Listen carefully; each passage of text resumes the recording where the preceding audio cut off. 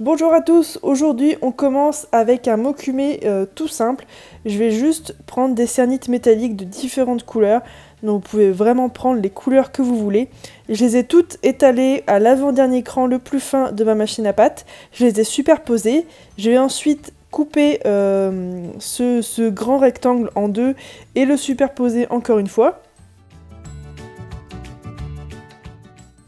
Et je vais passer ce carré de pâte au cran le plus large de ma machine à pâte pour former une grande plaque.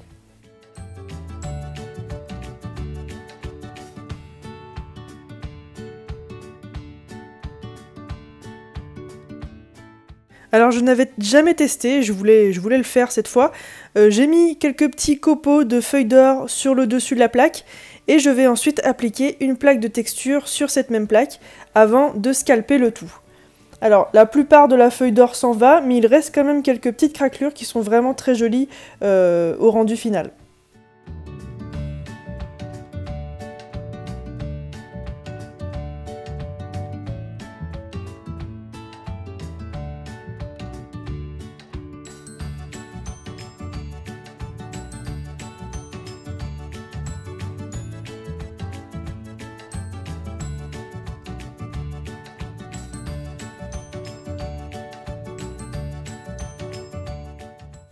Voilà ce que c'est censé nous rendre après scalpage. J'ai ensuite assemblé des morceaux de cette plaque avec des morceaux d'autres plaques, donc j'ai fait des mokume gané.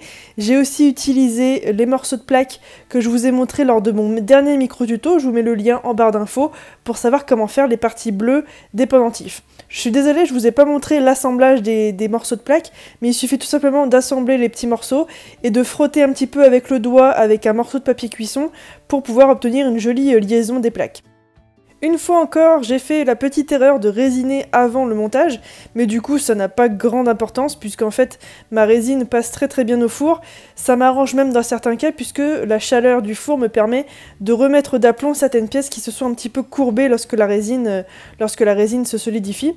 Je fais donc des semelles que je vais agrémenter d'un petit passant, tout simplement pour pouvoir faire passer mon cordon à la fin.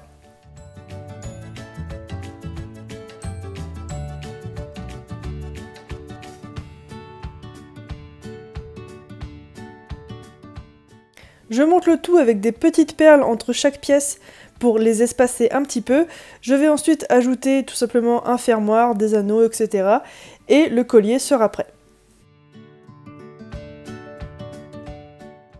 Voilà, j'espère que cette petite vidéo vous aura plu. Comme vous avez pu le voir, c'est vraiment quelque chose de très simple. C'est tout simplement un assemblage de plusieurs plaques que vous pouvez faire très simplement. Il suffit d'avoir un petit peu d'imagination.